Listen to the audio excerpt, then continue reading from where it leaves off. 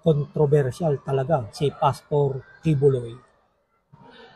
Bagamat nasa kustodiya na nga ng mga autoridad si Kingdom of Jesus Christ, Leader Pastor Apollo Kibuloy, abay talaga namang napaka-kontrobersya nito. Mistulang laging pinag-aagawan o sadyang may nanlilito lamang. Mula sa pagka-aresto, sinasabing sumuko. Mismong si Pangulong Bongbong Marcos ang nagsabing inaresto at hindi pagsuko ang naganap. Nasukol na ito kaya napilitang lumabas ng lungga. Lumikha rin ng kontrobersya ng pinagabihan matapos itong maaresto. Kumalat nga na sumuko si Kibuloy sa AFP at hindi inaresto ng PNP. Kaya raw kailangang ibigay ito sa kustodiya ng ISAFP. O di ba, kontrobersyal talaga si Pastor. Pero ito nga't dumistansya ang AFP sa kahilingan ng kampo ni Kibuloy na ilipat ito sa kustodiya ng Campo Aguinaldo. Ayon sa AFP, sapat na nakasuporta sila sa kilos at operasyon ng PNP simula ng ikasaang operasyon laban kay Kibuloy. Hindi pa diyan natatapos ang kontrobersya, pati ng kustodiya sa naarestong pastor pinag-aagawan talaga. Di malaman kung saan ilalagak.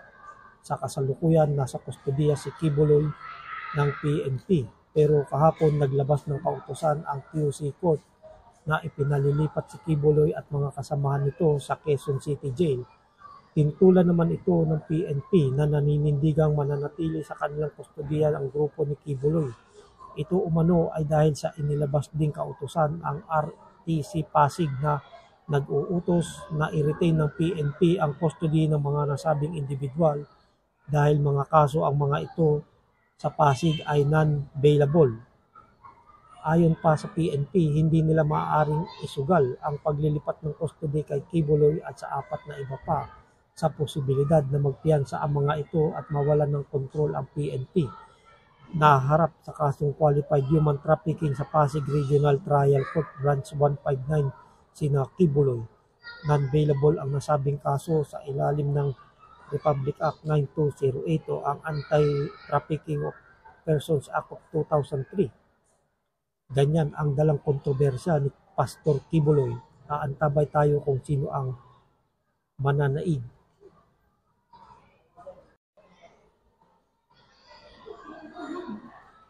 Pagkakataon na ni Kibuloy para sumagot. Minsan nang sinabi ng naarestong pastor na si Apollo Kibuloy na sa tamang korte lamang siya sasagot sa mga iniaakusa sa kanya. Ngayong naaresto na siya, ito ang tamang panahon para sagutin ang lahat. Patunayan niya na walang katotohanan ang mga ikinaso sa kanyang qualified human trafficking at child abuse. Dalawang korte ang nag-issue ng warrant of arrest sa kanya. Quezon City Regional Trial Court at Pasig City Regional Trial Court. Nakapiit si Kibuloy kasama sina Ingrid Canada, Crescente Canada, Jacqueline Roy at Sylvia Semane sa PNP Custodial Center sa Camp Crame. Ang isa nilang kasamahan ay nauna nang nahuli noong Mayo makaraang mag-offer ang DILG ng reward.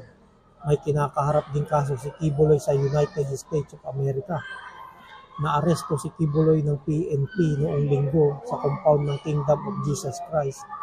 Ganun pa man, sinabi ng kanyang abogado na sumuko ang pastor sa AFP. Ang pagkakaaresto kay Kibuloy ay inihayag mismo ni DILG Secretary Benhur Abalos sa kanyang Facebook page. May nakapost din picture ni Kibuloy sa FB page kasama ng abogado nito.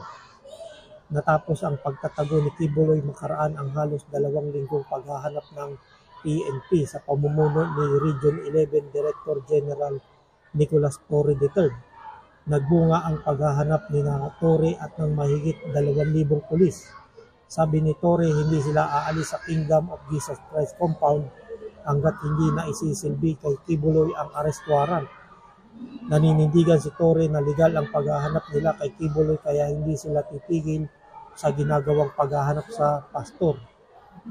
Nang pasukin ng PNP ang Kingdom of Jesus Christ compound noong August 24, nagkaroon ng kaguluhan sapagkat nagbarikada ang mga tagasunod ni Kibuloy.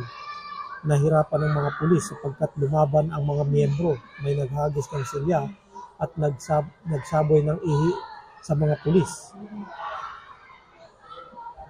Pero patuloy pa rin sina Torre sa paghahanap at nagbunga iyon makaraan ng halos 2 linggong paghahanap na puno ng tensyon. Nakakulong na sa PNP Custodial Center sa Camp Crame si Kibuloy. Sabi ng mga abogado ng pastor, magpapile sila ng petisyon na mailipat ang mga ito sa ISAFP detention cell sa Camp Aguinaldo. Ngayong nasa kustodiya na si Kibuloy, gugulong na ang reklamo sa kanya at may pagkakataon na siyang sagutin ang mga ito. Magkakaroon na rin ng sigurong katahimikan, hindi katulad ng nagtatago pa siya, pati kanyang mga miyembro babalik na rin sa normal na pamumuhay.